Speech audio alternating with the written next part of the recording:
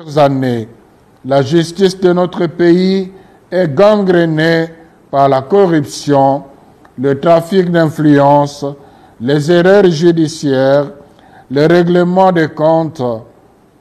Par ailleurs, nous assistons aux exactions et exécutions extrajudiciaires commises par des milices et des groupes armés ou des gangs de délinquants Kuluna sur les paisibles citoyens.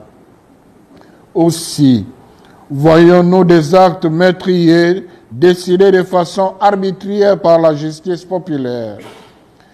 Ces attitudes dénotent le manque de respect de la vie humaine.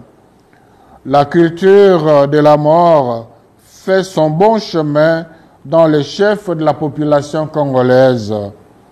Dans ces contextes, le rétablissement de la peine de mort vient renforcer la banalisation de la vie humaine. Nous rappelons que l'exécution de la peine de mort est une violation du droit à la vie défendu par l'Église en s'appuyant sur la loi divine. Tu ne tueras pas.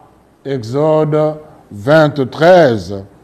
Ceci est un ordre intimé à tous. Ce commandement, tu ne tueras pas, révèle qu'aux yeux de Dieu, la vie humaine est précieuse, sacrée et inviolable. En effet, Dieu lui-même s'est engagé à protéger Caïn, qui pourtant a tué son frère Abel. Si quelqu'un tue Caïn, Caïn sera vengé cette fois. Et le Seigneur mit un signe sur Caïn pour le préserver d'être tué par le premier venu qui le trouverait. Genèse 4, 15. Personne ne peut mépriser la vie d'autrui, ni sa propre vie.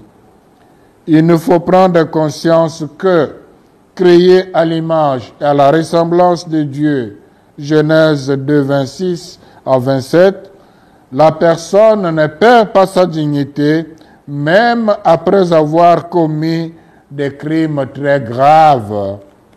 Ainsi, l'Église, à la lumière des Écritures, enseigne que la peine de mort est inadmissible car elle attente à l'inviolabilité et à la dignité humaine.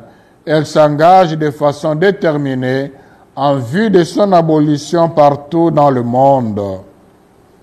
Le numéro 2267 du catéchisme de l'Église catholique. Recommandation.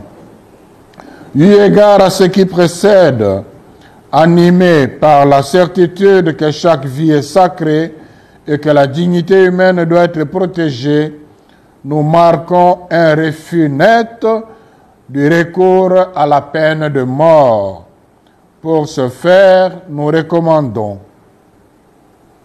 au gouvernement de abolir la peine capitale pour tous les crimes, car la répression de tout crime, certes nécessaire, plutôt que viser la suppression de ses auteurs, doit avoir pour objectif de rééduquer la personne. Mettre en place des systèmes de détention plus efficaces et améliorer les conditions carcérales des détenus. Former une police de proximité pour endiguer le phénomène des enfants de la rue et des gangs de hors-la-loi dit Kuluna. Au Parlement, d'autoriser la ratification du deuxième protocole facultatif se rapportant au pacte international relatif aux droits civils et politiques visant à abolir la peine de mort. Au peuple congolais de former et se former au respect et à la promotion de la dignité humaine. Éduquer les enfants et les jeunes en les faisant passer de la culture de la mort à la culture du soin et de la protection de la vie.